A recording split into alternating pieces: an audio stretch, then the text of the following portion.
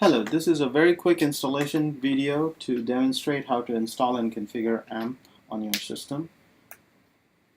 AMP requires three things pre-installed: Java, JDK 1.8 or higher is recommended, MySQL 5.6 or higher is recommended, and Tomcat 6 or higher is recommended. 64-bit versions of all of these software if you are running on a 64-bit platform. When you install MySQL, make sure you make a note of the root password of MySQL. AMP does not use this root password, but you will need to use it one time to create the AMP user and set up the database.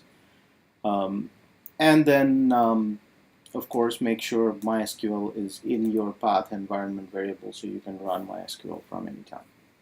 Anyway, when you unzip the AMP installation package, there should only be three files in there: the SQL file that creates the database, the WAR file that is the web application package, and the readme.txt file, which has a step-by-step installation instructions, which is essentially what you will see here.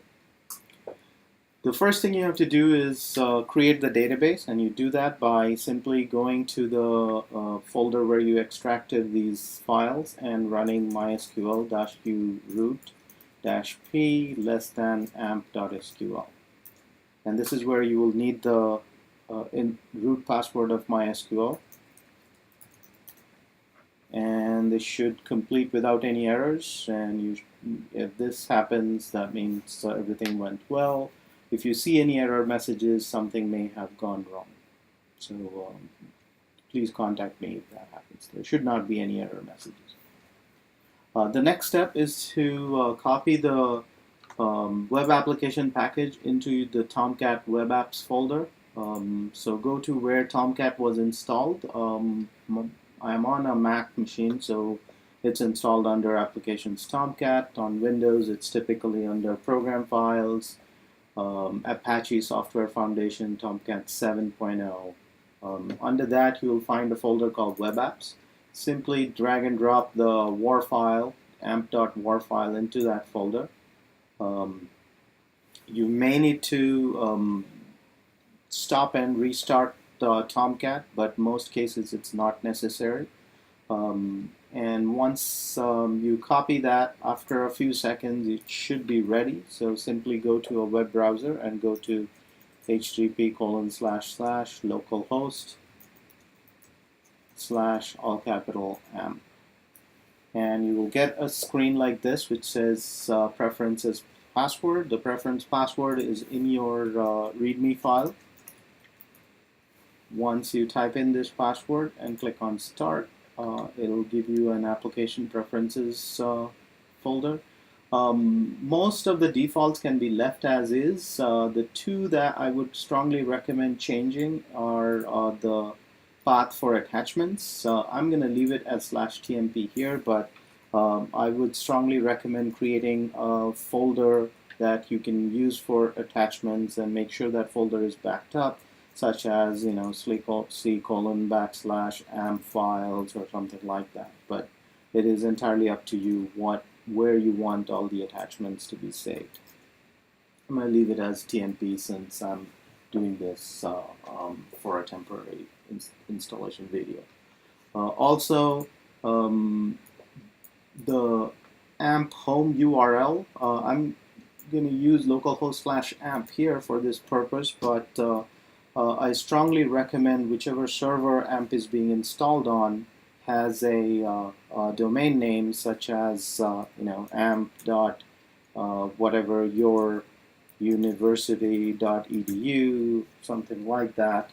/AMP is the default. In the installation instructions, there should be something that says how you can have people just remember the URL http amp.whatever.edu, and that will take them to the proper AMP installation site.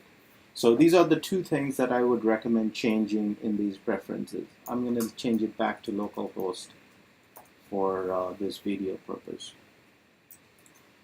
And then click on Save. I'm not going to save password. you should see a screen that says preferences saved. That means you are all set. Now click on home, and this time you should see a nice username password box.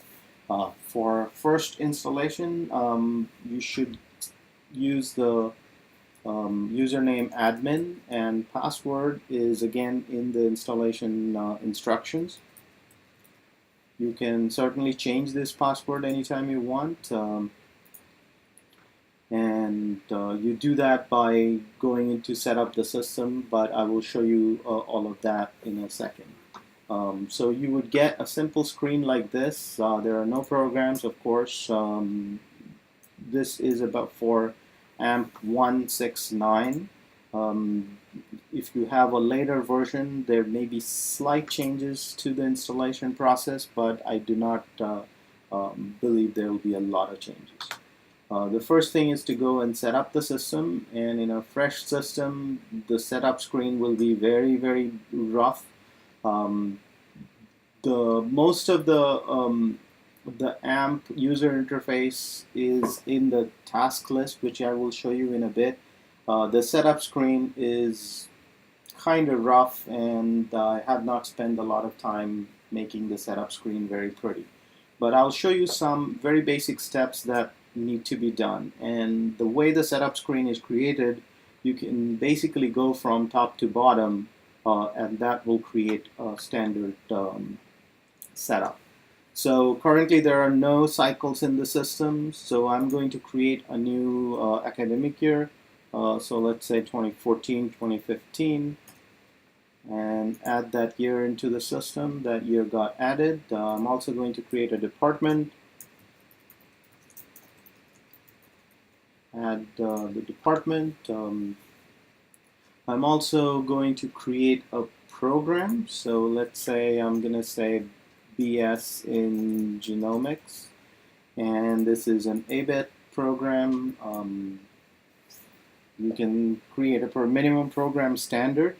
Typically it's 60 or 70. The default is 60, but 70, 80, whatever the minimum standard it is. Essentially, this value is used when AMP is displaying numeric scores. It will show anything lower than the standard in a red underlined font. Anything higher should be in a standard font. It's a standard bachelor's degree in engineering. You can pick one of these: business, computing, engineering, technology, or applied science. And the department, there is only one department right now, and I'm going to add this program to the system. So notice that BS in genomics is now in our programs. Next, we're going to add some people. So I'm going to add a new user. Let's say I create a new user called Joe, and banner ID, UID, all of these can be left blank. Joe Schmo. The email address is important because if you need a password reminder, that email address must be properly set. So obviously that email address that I just typed in is not going to work. I'm going to set up some simple password and click on add. I got an error message saying it must be at least 6 characters long, so click on add. Not going to remember anything. So now go back to system configuration. We should now see a new user, and we're going to give the user access to this program. So once user is added, I'm going to create select the program that I have created. Notice that the only person who has access to this program is the admin person. I'm going to give Joe Schmo access to this program as well. Click on Joe Schmo, assign an access level. There are several access level: complete access, admin, which is actually not a super user access, but they can do whatever they want for the program. And I will show you the difference between the two. I'm going to log out and log back in as Joe Schmo in a little bit. So I'm going to give this Joe person complete access. and save access level. Notice that now it says that BS in Genomics has user Joe Schmo with access level 5. I'm going to add a term as well. So let's say term ID, and this should be in your course management system, whatever term ID you use. We use FA for fall and SP for spring and SU for summer. So 2015 fall would term ID will be 2015-FA. Term name is a nice looking name, fall 2015, and this is in the actually let's use spring since I created the 2014-2015 academic year. Fall 2015 technically would be 2015-2016.